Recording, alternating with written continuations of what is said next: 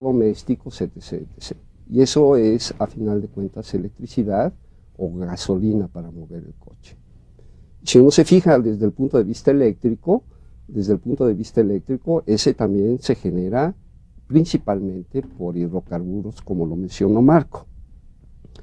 Entonces, yo creo que la transición de la que está hablando Marco involucra varias cosas simultáneamente. No solamente el cambio de combustibles, no solamente la forma de generación, sino también qué es en dónde se va a utilizar y cómo se va a utilizar la energía que se genere. Si uno se fija, pues tiene uno los microondas ahorita, que a lo mejor están desplazando a las estufas de gas, ¿sí? La demanda eléctrica se va a ver incrementada, de hecho se está viendo incrementada en la actualidad. Y la pregunta que a final de cuentas uno se haría es, ¿podemos o qué es lo que podemos hacer? No solamente desde el punto de vista de búsqueda de nuevos combustibles, sean agotables o inagotables, pero también qué tecnologías serían las adecuadas para desarrollar o para generar de tal manera que esas fuentes o esa forma de generación fuera utilizable. Yo creo que va junto con pegado.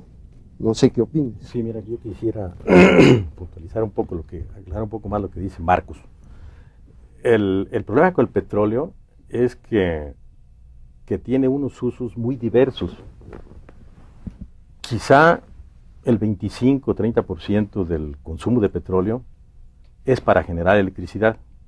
El resto es sobre todo para el transporte, en la industria, en la agricultura, porque luego hay una bola de productos que son derivados del petróleo que no son estrictamente de tipo energético, como por ejemplo fertilizantes, ¿no? Y decenas de miles de productos que consumimos. Todos esos vienen del petróleo. Y un 30 a lo más por ciento a nivel mundial va para quemarse y generar electricidad. La electricidad sí es un aspecto central como energético en la vida de una sociedad. Pero el problema es no solo la electricidad, sino lo más importante es este otro energético que es el no renovable, del cual solo el 30% se dedica a la electricidad. Porque la electricidad la podemos sacar de otras partes, de la solar, del viento, que es una técnica que va creciendo enormemente en el mundo. La podemos sacar del sol, ¿no? Yo en particular no quisiera sacarla de la energía nuclear porque tiene problemas muy graves, aparte de su agotabilidad también, tiene problemas de asociación con las armas nucleares y con otra serie de detalles de contaminaciones masivas que pueden ocurrir y que ya han ocurrido. Y entonces esa yo la dejaría de lado, ¿no? A reserva de lo que diga Marcos, porque supongo que ahí podríamos discrepar un poquito, pero el punto es que tenemos que enfrentar el problema del tránsito hacia las fuentes renovables de energía por múltiples razones, ¿no? Entre ellas las razones ambientales y las razones de no agotabilidad. Porque el problema de los agotables está justamente que tenemos un mundo muy violento, armado con armas nucleares, sobre todo los países altamente industrializados que más consumen petróleo, y ante la perspectiva de un agotamiento puede haber riesgo, yo lo veo como muy real, un riesgo de conflagraciones terribles en el planeta. Somos testigos en estos momentos de lo que está ocurriendo en Irak, que cuando a los países altamente industrializados, con Estados Unidos a la cabeza, de pronto se les amenaza o ven ellos amenazada su abasto de petróleo, no dudan en invadir un país. Eso es lo que está ocurriendo. Y son países que están muy armados.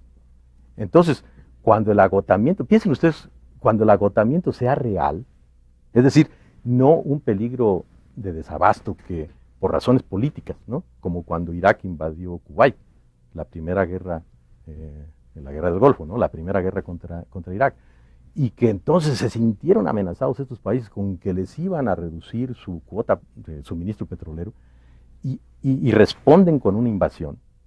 ¿Qué va a suceder cuando los países altamente industrializados empiecen a ver el pastel reducido y que se está agotando y estos países están armados nuclearmente?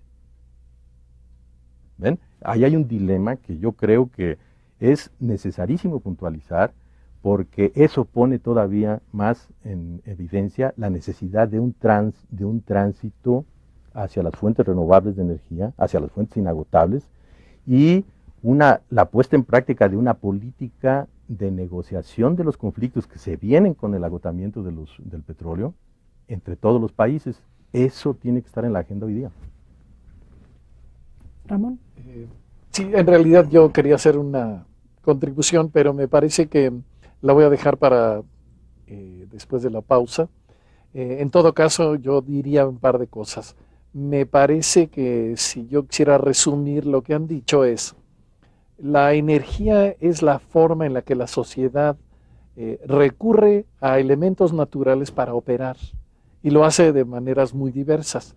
En el fondo lo que hacemos es calentar cosas, ya sea que quememos, ya sea que lo que sea, la tomamos directo del sol o la tomamos de la energía nuclear o del petróleo. Lo que hacemos es generar calor y eso luego lo transformamos de las formas más ingeniosas. La pregunta es si hemos agotado las fuentes de dónde sacamos calor. Y el otro aspecto es cómo lo guardamos. La energía, si bien hemos diseñado muchas cosas para generarla, lo que hemos quedado muy limitados es, una vez que la generamos no sabemos guardarla. Por ejemplo, como en pilas o cosas por el estilo. Y eso me parece que es parte de las estrategias que una sociedad moderna debe diseñar para poder salir de estos peligros que claramente son reales y están enfrente en el futuro no necesariamente lejano, pero digamos en el siguiente medio siglo vamos a tener que haber resuelto esto como sociedad humana. Los mexicanos pues tendremos que atender nuestro problema, pero creo que la misma globalización va a obligar a buscar otras estrategias. Bueno, vamos a seguir conversando sobre nuestro futuro energético después de una pausa. Antes de pasar a la pausa, les recuerdo que tenemos la revista Ciencias, que es la publicación trimestral de difusión de la ciencia de la facultad. En ella encontrarán la discusión de muchos de estos temas y otros más que hemos tocado a lo largo de esta serie. Ojalá